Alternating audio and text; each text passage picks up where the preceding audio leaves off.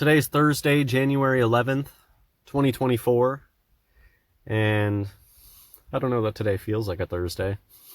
That's something that I feel all the time now, and of course I remember feeling that growing up. Like, oh, today doesn't feel like a this day. And of course, when you become older, you have more responsibilities and you know more about the schedule, so you know what day feels like a Wednesday to you in your schedule or whatever. But I think it does have something to do with time speeding up. It's very disorienting, and I feel like a lot of times days don't feel right. It's like almost every week the day will feel shifted at a certain point, or um anyways, I don't know. I don't know if people, you would have to have been an adult for a while now, um and know if, in the 90s, did it feel, because that feeling that it's the wrong day of the week, I'm sure that's a universal human experience. So I would have to hear from people who have been adults longer than I have if that feeling seems amplified these days. But something else I think about and I feel very readily these days is how things that can be months in the future, to me, feels like it's going to be next week. And it just seems like this casual, oh, I don't have to worry too much about that being like feeling far away. Even if something is on the calendar 2 months from now, I know like that's going to be here and gone in what feels like nothing. And that's just a feeling that keeps coming up in my life. I see these things on the calendar months down the line, and I know, hey, that's going to be here and nothing, in what feels like nothing. And what is this video about? I firmly believe that the days have been shortened, and that's prophecy from Jesus Christ. I understand proportions, and I understand aging and being older. So yeah, I understand that a year to a 40-year-old is different than a year to a 2-year-old, but it's more than that. The days are literally shorter than they used to be, and this stuff is almost intuitive if you have a biblical interpretation of the world. If you know that the world is flat and unmoving and you believe the Bible, then you believe that the sun has stopped before, that God has the power to just stop the sun. That's because the sun is the thing that moves, not us. It's God didn't like stop a ball from spinning really fast and then get it spinning again.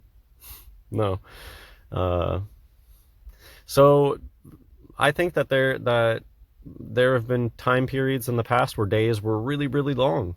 And I think that we're now possibly in some of the shortest days, if not the shortest days that have ever existed. And Jesus Christ himself is the one who told us that the days will be shortened in the end. And you can go and start looking at the NIV translation of this. They really try to obscure this and make it seem like, they try to make it seem like God had this idea for what the timeline was going to be, and then he like took scissors and snipped off the last however much of the film, which doesn't make sense, because God doesn't make a mistake. He wouldn't create something and then like snip part of it off. So that doesn't make sense. But that's how they try to translate this phrase to make it seem like that, which should clearly not make any sense. I think Jesus was being literal, that the days are shorter than they used to be.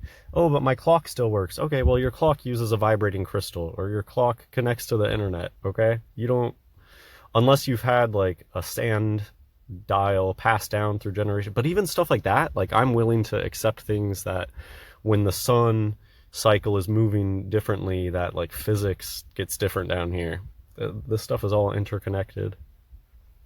And anyways, I know that time is moving more quickly today. You can't count by 1,000 to 1,000 how we used to. 1 Mississippi, 2 Mississippi doesn't even make any sense today. It's like, those are things that I'll never be able to get past, and I know what it used to feel like. I know what it used to feel like to count alongside of a clock. You had to slow yourself down.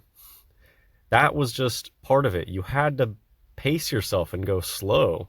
Nowadays, those seconds fly by, and it seems like variable. Just another thing about the way time works these days.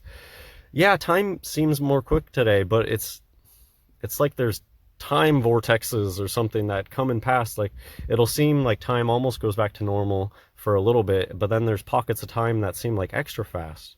There was a day that I was out back and it seemed like the moon like wasn't moving for what seemed like too long of time for the moon to be in the same spot in the sky. So I don't know. The only thing I do know is that time is moving more quickly, and that you can either face reality and admit it, or you're probably coping, because it's kind of scary to admit that time ain't what it used to be, that time is variable, and that God's creation is not the outer spaceland. But even NASA has admitted that time is moving more quickly. They just do a damage control, and they have to put their space. They say something about Earth spinning faster, but they tell you it's a microsecond. So that's damage control, trying to tell people, even though hours have been lost from every day since the 90s, they're going to tell people it's milliseconds and you can't actually feel it, even though, yeah, we can feel it. Okay, I'm going to read this verse and end the video. I want to do more frequent videos. And I don't have to reinvent the wheel every time. This stuff is still relevant today. I still want to talk about how the moon is brighter and the sun is brighter. The first time I was doing this video, this is my second take. The first take, I went off on this rant about climate change, global warming stuff, and how every time people think of time moving more quickly, they need to think of the Bible, Jesus Christ prophecy. Jesus told us that this is it, this is the end. Oh, okay, so climate change, I want to talk about that stuff in a future video, but something I want to get out in this video, 2024 predictions, not, I don't think that I'm actually predicted the future or anything, but just like something that clicked finally for, okay, what is 2024 all about? What's in the media? Tunnels. How many weird tunnel things have been popping up in the media recently? And of course there's the Jew tunnel thing, and then people were asking me to talk about that. I mean, I don't have anything to say about it, but there's a lot of tunnels happening in the media, so maybe that's foreshadowing a lot of destruction on the surface, possibly. Like, get in your tunnels, get your tunnels ready. There's just another, have you guys seen the strange TikToker who has a robotic speaking voice and looks transpicious, and like just took it upon themselves to build this tunnel in their basement without contacting the authorities about it? Anyways, that's my only feeling of 2024 so far, is that there appear to be a lot of tunnel references in the media, and that usually means something. Matthew chapter 24, verses 22 through 24. And except those days should be shortened, there should no flesh be saved, but for the elect's sake those days shall be shortened.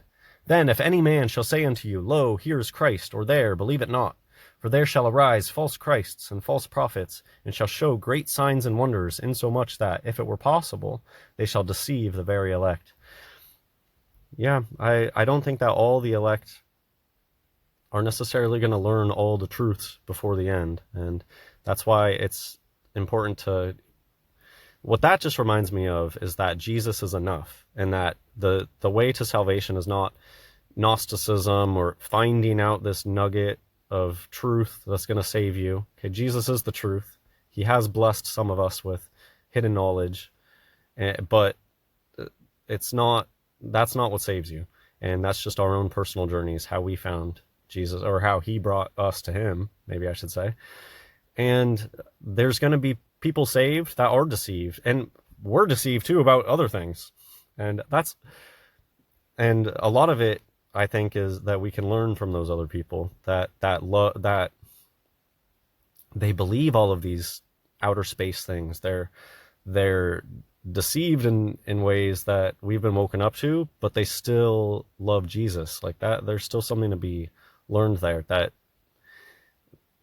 their love for Jesus, and that they could see the truth in Jesus while still being deceived by all those things. And they're able to, because I just wasn't able to get past that. But anyways, I don't know if you guys understood what I was getting at there. We can all learn from one another. We're not better than any other follower of Jesus, and everyone has a different path. And we're blessed to be shown these certain things, and we should shout those truths to the rooftop, whatever we've been shown. Yeah, that's it. Hope you enjoyed this video. God bless everyone.